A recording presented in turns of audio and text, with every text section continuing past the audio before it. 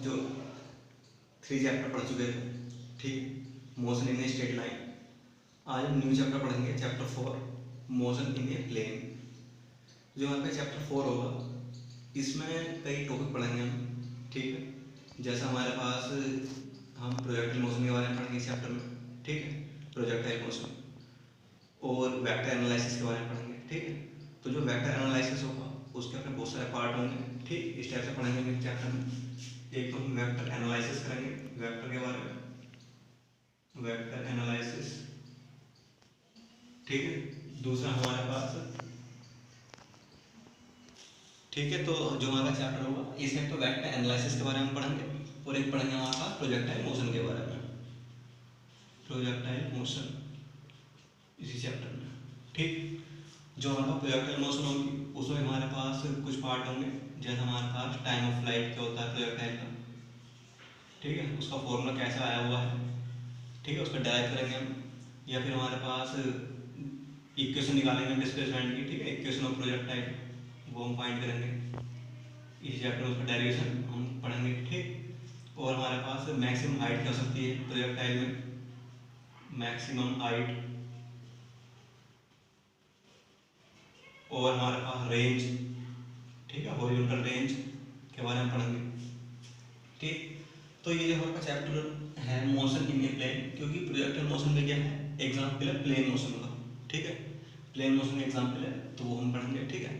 और जो हमारे वेक्टर होते हैं वो भी हमारे पास या 2D प्लेन में होंगे या 3D प्लेन में होंगे, ठीक है, 2 डायमेंशन में हो सकते हैं और 3 डायमेंशन में हो सकते हैं, तो वो हम पढ़ेंगे इसमें, ठीक। तो पहले हम वेक्टर एनालिसिस पे चलेंगे टोटल, उसके बाद हम प्रोजेक्टाइल मोशन पे चलेंगे टोटल, ठीक है। तो इसके लिए पूरी वीडियो बनाएंगे प्रोजेक्टाइल मोशन के लिए, ठीक है। अभी तो इस चैप्टर की इंट्रोडक्शन दे रहे हैं, ठीक। तो जो हमारे पास प्रोजेक्टाइल है, इसमें प्रोजेक्टाइल में हम अपनी जो हमारी लाइफ है उसमें क्या क्या एग्जाम्पल है इसकी प्रोजेक्टाइल मोशन के, ठीक है। जैसे हमारे पास रॉकेट की मोशन हो रही है, वो प्रोजेक्टाइल मोशन का एग्जाम्पल है।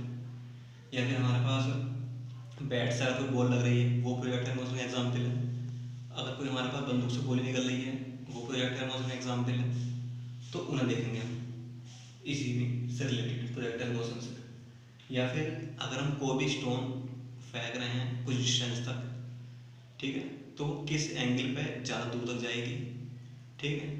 या कोई भी फुटबॉल अगर हम टिप कर रहे हैं तो हमारे पास वो कितने एंगल पर मैक्सिमम उछाल ले सकती है, तो सब फिनोमिना जुड़ी हुई किससे हैं, इस प्रोजेक्टाइल मोशन से हैं, ठीक है। तो इसके बारे में आज से पढ़ेंगे। इसी के बाद ये हमारे पास वेक्टर एनालिसिस, इसमें हम पढ़ेंगे कि वेक्टर क्वांटिटी क्या है, ठीक है, स्केलर क्वांटिटी क्या है, वेक्टर का रूल क्या होते हैं वेक्टर, ठीक है, पैरेललोग्राम रूल क्या होता है, डॉट प्रोडक्ट इस या बोलते हैं उसे स्केलर प्रोडक्ट, ठीक है, वेक्टर प्रोडक्ट या कह सकते हैं क्रॉस प्रोडक्ट, ठीक। तो उनके बारे में पढ़ेंगे इस चैप्टर में। इससे रिलेटेड न्यूमेरिकल, ठीक है, कि ए डॉट बी फाइंड करो, ए क्रॉस बी फाइंड करो, ठीक, जो कि हमारे पास नीट में और आईटी में पूछे जाते हैं। तो इस चैप्टर बहुत इंपॉर्टेंट है, तो इसे ध्यान से देखेंगे। जब प्रोजेक्टाइल मोशन के बारे में पढ़ेंगे तो टोटल कंसेप्ट प्रोजेक्टाइल मोशन का पढ़ेंगे, और जब वेक्टर एनालिसिस पढ़ना है तो वेक्टर के बारे में पढ़ेंगे टोटल, ठीक है। इसके न्यूमेरिकल करेंगे, बहुत सारे इंपॉर्टेंट भी हैं, फिर इसके न्यूमेरिकल भी करेंगे। तो आज हम देख रहे हैं वेक्टर एनालिसिस से स्टार्ट कर रहे हैं, ठीक। तो इसमें एक तो हमारे पास जो फिजिकल क्वांटिटी है वो हमने 2 टाइप से डिवाइड कर रखी हैं, जो कि हम 9th क्लास से पढ़ते हुए आ रहे हैं, कि कुछ क्वांटिटी ऐसी होंगी जिन्हें डिफाइन करने के लिए हमें केवल मैग्नीट्यूड रिक्वायरमेंट है, ओनली मैग्नीट्यूड हमें चाहिए। लेकिन कुछ क्वांटिटी ऐसी हैं जिन्हें डिफाइन करने के लिए मैग्नीट्यूड प्लस डायरेक्शन दोनों होनी चाहिए। तो अगर हमें केवल मैग्नीट्यूड की रिक्वायरमेंट है तब उसे बोलते हैं हम स्केलर क्वांटिटी, और अगर हमें मैग्नीट्यूड प्लस डायरेक्शन दोनों की रिक्वायरमेंट है तब उसे बोलते हैं वेक्टर क्वांटिटी। स्केलर क्वांटिटी में जैसे कि डिस्टेंस है, तो डिस्टेंस में अगर हमारे पास कोई एक पॉइंट है और मुझे किसी दूसरे पॉइंट तक जाना है तो मैं किसी भी पाथ से जा सकता हूँ, कोई मेरी डायरेक्शन फिक्स नहीं है, तो वो स्केलर क्वांटिटी है।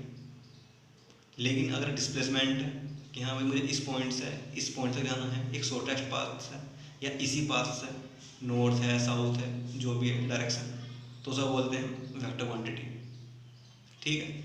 तो scalar quantity means only magnitude, और vector quantity magnitude plus direction दोनों होंगे।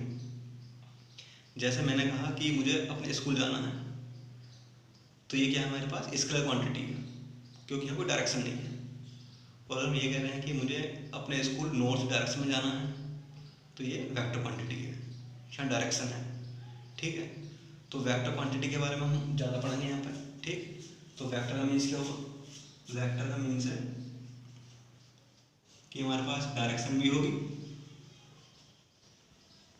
और प्लस मैग्नीट्यूड भी होगा, मैग्नीट्यूड दोनों होंगे। ठीक है, इसे रिप्रेजेंट करते हैं हम एरो से, इस टाइप से। ठीक, जो ये वाला पार्ट होगा हमारे पास, ये बताता है हमारे पास मैग्नीट्यूड को, जो ये पीछे वाला पार्ट है, और ये जो एरो बना आगे जो ठीक है ये हमारे पास हेड, ये बताता है हमारे पास डायरेक्शन को। ठीक है, जैसे कि फोर्स F या एक्सीलरेशन A, तो ये ठीक। कहीं लिखा हुआ मान लीजिए फोर्स F इक्वल 5 न्यूटन, तो ये जो 5 इसे बोलते हैं मैग्नीट्यूड, जो न्यूमेरिकल वैल्यू लिखी हुई है, और जो न्यूटन है वो क्या हमारे पास यूनिट। ठीक है, और अगर नॉर्थ या साउथ लिखा हुआ है तो डायरेक्शन लिखी हुई है। ठीक है, इस टाइप से होगा। तो जो हमारे पास वेक्टर क्वांटिटी है, वेक्टर क्वांटिटी में डायरेक्शन है, मैग्नीट्यूड है, ठीक है, प्लस कुछ रूल बने हुए हैं वो भी फॉलो होना चाहिए। ठीक है, ऐसा नहीं है कि अगर किसी क्वांटिटी में डायरेक्शन है या मैग्नीट्यूड है तो वो वेक्टर क्वांटिटी हो गई। ठीक है, इसके लिए कंडीशन है कि वेक्टर के जो रूल बने हुए हैं वो भी फॉलो होना चाहिए। ठीक है, जैसे हमारे पास ट्राइंगल रूल है वेक्टर का, पैरेललोग्राम रूल है वेक्टर का। ठीक है, तो वो भी हमारे पास फॉलो होना चाहिए। ठीक, ऐसा होगा हमारे पास। तो ट्राइंगल रूल का फॉलो होना चाहिए, और हमारे पास जो पैरेललोग्राम रूल है वो फॉलो होना चाहिए। ठीक है, और जो वेक्टर के रूल बने हुए हैं अगर वहाँ कहीं वैलिड हैं तो क्वांटिटी क्या है, वेक्टर क्वांटिटी, नहीं तो वो स्केलर क्वांटिटी मानी जाएगी। जैसे करंट है, तो करंट में डायरेक्शन डिनोट करते हैं, लेकिन करंट क्या है, एक स्केलर क्वांटिटी मानी जाती है। क्यों? क्योंकि करंट में क्या है, करंट जो वेक्टर के रूल बने हुए हैं उन्हें फॉलो नहीं करती है। ठीक है, तो ये हमें ध्यान रखना है। मान लीजिए कोई वायर है, तो यहाँ हमारे पास 3 एम्पीयर की करंट है। ठीक है, यहाँ हमारे पास 4 एम्पीयर की करंट है। ठीक, तो जो वेक्टर अगर हमारे पास है, जो डायरेक्शन होनी चाहिए तो कितनी आनी चाहिए, वो हमारे पास 5 एम्पीयर आनी चाहिए अगर वेक्टर है, ट्राइंगल रूल अगर फॉलो हो रहा है। लेकिन आती कितनी हमारे पास ये टोटल करंट निकल गया 7 एम्पीयर। तो इसका मीन्स है कि यहाँ क्या हो रहा होगा, एल्जेब्रिक सम होगा यहाँ पर। तो वेक्टर क्वांटिटी में क्या होता है हमारे पास, वेक्टर सम विद डायरेक्शन, और स्केलर क्वांटिटी में क्या होता है, एल्जेब्रिक सम। जैसे हम एल्जेब्रिकली प्लस माइनस करते हैं तो वो स्केलर क्वांटिटी है, और अगर वेक्टर रूल को फॉलो करा रहे हैं तो वो वेक्टर क्वांटिटी है। ठीक है, अब वेक्टर में भी जैसे हमारे पास होते हैं equal vector, equal vector, equal vector का मीन्स क्या है, मान लीजिए कोई वेक्टर मेरे पास एक ए है इस टाइप से, और एक दूसरा वेक्टर मेरे पास बी है इस टाइप से। तो दोनों वेक्टर अगर हमारे पास इक्वल है, दोनों का मैग्नीट्यूड ठीक, दोनों की डायरेक्शन सेम है, तो उन्हें क्या बोलते हैं, इक्वल वेक्टर। दो वेक्टर इक्वल वेक्टर कब होंगे, जब दोनों वेक्टर की डायरेक्शन सेम होगी और दोनों वेक्टर एक दूसरे के क्या होंगे हमारे पास पैरेलल हो, और दोनों का मैग्नीट्यूड क्या हो, सेम हो। ठीक है, ये ध्यान रखेंगे,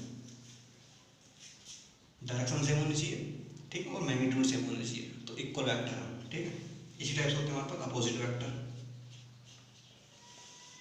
अपोजिट वेक्टर का मीन्स क्या होता है, जैसे हमारे पास कोई वेक्टर ए इस टाइप से है और बी वेक्टर हमारे पास इस टाइप से है, तो यहाँ क्या होगा हमारे पास, यहाँ vector A equal minus vector B के।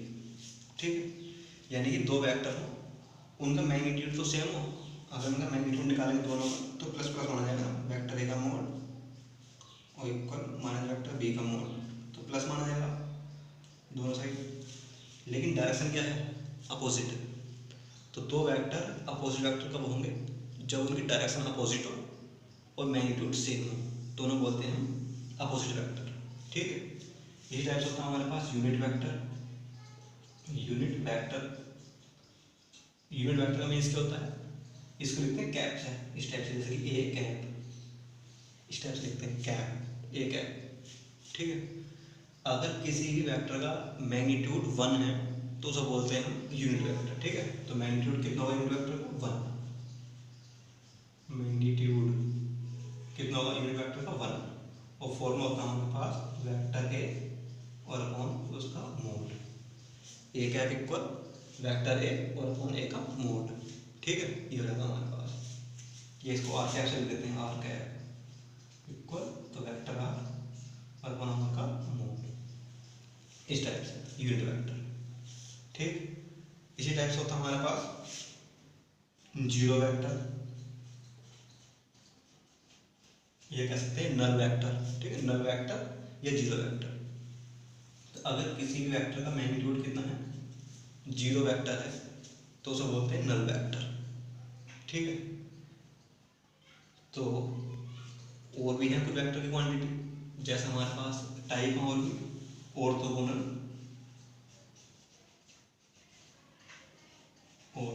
एक्सिस वेक्टर,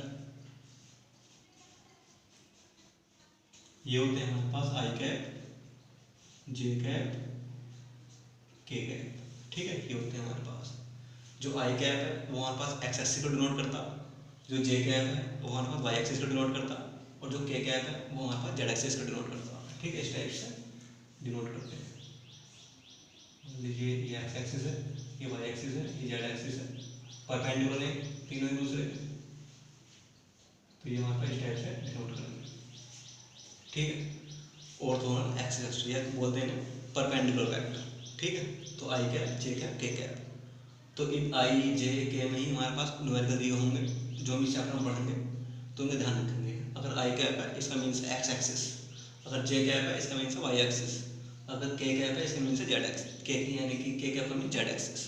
ठीक है, आई जे के एक्स वाई जेड, तो ये हमें ध्यान रखना है चीज़। ठीक, मान लीजिए कोई भी वेक्टर लिखा हुआ इस टाइप से, vector A equal X I cap Y J cap, हम तो बोलेंगे इसका मोड फाइंड करो, मोड जो लिखा हुआ मोड, तो कैसे फाइंड करेंगे, अंडर रूट में जो आई का कोफिशिएंट है उसका स्क्वायर और जो जे का कोफिशिएंट है उसका स्क्वायर, इस तरह से निकाला करेंगे मैग्नीट्यूड। मान लीजिए यहाँ 3 होता, यहाँ 4 होता, तो 3 का स्क्वायर प्लस 4 का स्क्वायर, जो भी आंसर आएगा यूनिट में। ठीक है, ये इसी टाइप से होता है हमारे पास पोजीशन वेक्टर। पोजीशन वेक्टर का मीन्स होता है कोई भी एक ऐसा वेक्टर जो हमारे पास किसी फ्रेम ऑफ रेफरेंस के रिलेटिव किसी भी क्वांटिटी की पोजीशन को रिप्रेजेंट कर रहा है, उसे बोलते हैं पोजीशन वेक्टर। ठीक है, अगर हमारे पास आर और थीटा में है कोई वेक्टर तो उसे बोलते हैं पोलर वेक्टर। ठीक है, और ये एक्स वाई जेड में चलेंगे वेक्टर, इन्हें बोलते हैं कार्टेशियन वेक्टर। ठीक, तो सबके अपने कोऑर्डिनेट होते हैं। ठीक है, तो जो हमारे पास ये कुछ वेक्टर टाइप थे कि हमारे पास नल वेक्टर क्या है, यूनिट वेक्टर क्या है, ठीक है, इंपॉर्टेंट यूनिट वेक्टर का फॉर्मूला, और इक्वल अपोजिट वेक्टर क्या है, ठीक, और वेक्टर क्वांटिटी क्या है। ठीक है, तो आज हमने थोड़ा सा बेसिक देखा इस चैप्टर का, तो आप इसे कर लेंगे कंप्लीट यहाँ तक, और कल से हम जो इसमें इंपॉर्टेंट टॉपिक हैं डॉट प्रोडक्ट, क्रॉस प्रोडक्ट, उनके बारे में पढ़ेंगे।